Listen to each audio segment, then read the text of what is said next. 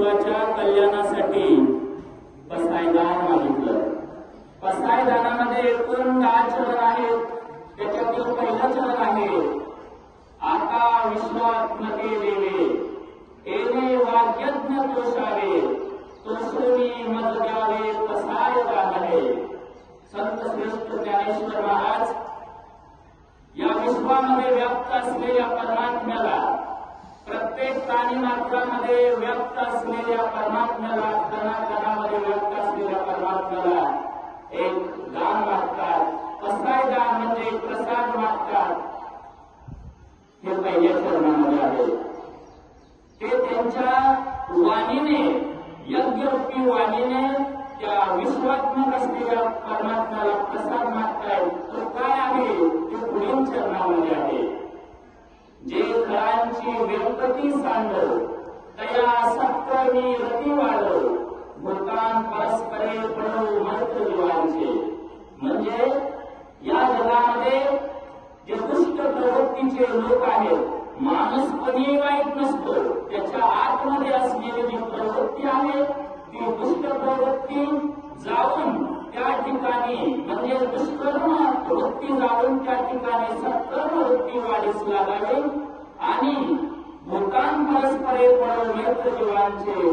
थोडक्यात सर्वाभूती राम देहादेही एक सूर्यप्रकाशित सहस्ररश्मी म्हणजे प्रत्येक प्राणी मात्रामध्ये, प्रत्येक मानवामध्ये एकच परमात्मा आहे असा त्याला अनुभव यावा आणि सर्वांमध्ये मैत्रीभाव, प्रेमभाव निर्माण व्हावा असं मागणं दुसऱ्या चरणामध्ये ज्ञानेश्वर महाराज मागतात।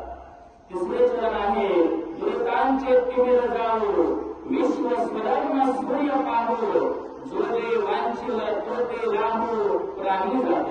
दुरित म्हणजे ज्यांच्या मनामध्ये पापवृत्ती आहे, तो ती पापवृत्ती म्हणजेच अज्ञानरूपी अंधकार आहे, तो अंधकार दूर होऊन त्या ठिकाणी स्वधर्माचा प्रकाश व्हावा।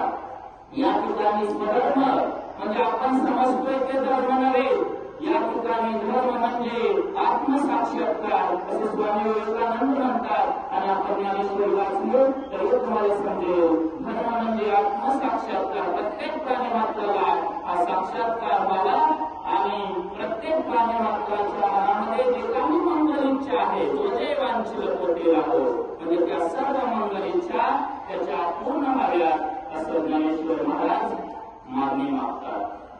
वर्षक सकळ मंगळी ईश्वर निष्ठांची मागणी याळी अनवरत प्रभू मंडळी भेटतो होता। म्हणजे संत सद्गुरू ज्याप्रमाणे पाऊस धरणी मातेवर बरसतो आणि धरणी मातेला तृप्त करतो, त्याप्रमाणे संतांचा सद्गुरूंचा आशीर्वाद प्रत्येक प्राणी मात्रांवर अखंड राहावा। अनवरत भूमंडळी भेटतो होतात म्हणजे हा आशीर्वाद सतत सर्व प्राणी मात्रांवर राहावा असं मागणं मागतात। पुढे चला तर्क करूनचे आडव चेतना चिंता मनीचे गाव बोलते जे अर्णव पियुषांचे। संत सद्गुरू म्हणजे कल्पतरूंचे आडव आहेत, म्हणजे कल्पतरू हा एक वृक्ष आहे, त्या कल्पतरूंचे गाव संत आहेत, चिंतामणीचे गाव आहे। कल्पतरूंची बाग चिंतामणीचे गाव आणि ते महासागरातील अमृत आहेत आणि या संतांच्या कृपाछायेखाली सर्व प्राणी मात्र आले तर नक्कीच त्यांचा उद्धार होईल असा विश्वास माऊलींना वाटतो। चंद्रमेजे अलांछन मार्तंड जे तापहीन ते सर्वांनी सदा सज्जन सोयरे होतो। म्हणजे संतांचा आशीर्वाद, सद्गुरूंचा आशीर्वाद म्हणजे चंद्रातील कलंकरहित असलेलं अमृत आहे। मार्तंड जे तापहीन म्हणजे तापहीन सूर्यासारखा त्यांचा आशीर्वाद आहे। ते सर्वांनी सदा सज्जन सोयरे होतो आणि अशी जर कृपा संतांची झाली तर सर्व प्राणी मात्रांमध्ये प्रेमभाव नक्कीच उत्पन्न होईल। किंबहुना सर्व सुखी पूर्ण होऊनी तिन्ही लोकी भजिजो आदी पुरखी अखंडित। म्हणजे संतांचा सद्गुरूंचा आशीर्वाद सर्व प्राणी मात्रांवर जर राहिला तर सर्व प्राणी मात्र सुखी होतील आणि त्यांना पूर्णत्व प्राप्त होईल आणि त्यासाठी त्यासाठी सर्व प्राणी मात्रांनी अखंडपणे आदिपुरुष म्हणजे भगवंताचं भजन अखंडपणे केलं पाहिजे. थोडक्यात सतत अनुसंधान या नाव भक्ती असं संत ज्ञानेश्वर महाराज मागणी मागतात. आणि ग्रंथोपजीविये विशेषी लोकीये दृष्ट विजय फुलावेजी.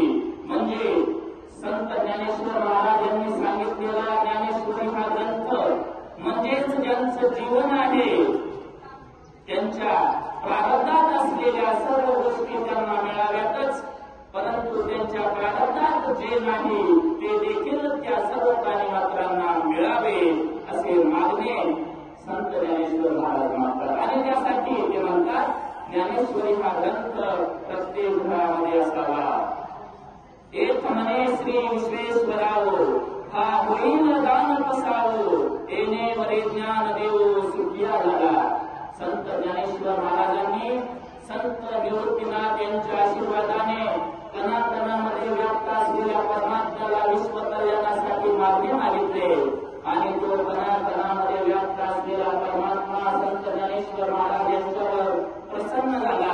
आणि प्रसन्न होऊन संत ज्ञानेश्वर महाराज यांना तो परमात्मा म्हणतो तथास्तु, त्यांचं मागणं तो पूर्ण करतो. त्यामुळे या शेवटच्या चरणामध्ये ज्ञानेश्वर महाराज म्हणतात येणेवरे ज्ञानदेव सुखिया झाला सुखिया झाला. विद्यार्थी बंधू भगिनींनो, संत ज्ञानेश्वर महाराजांनी विश्वाच्या कल्याणासाठी मागितलेलं हे प्रसायदान सांगताना माझ्याकडून काही चूक झाली असेल तर मनपूर्वक क्षमा मागतो. यानंतर तुमच्याकडून हे प्रसायदान म्हणून घ्यायचं आहे. कृपया आपण पद्मासन घालायचं आहे.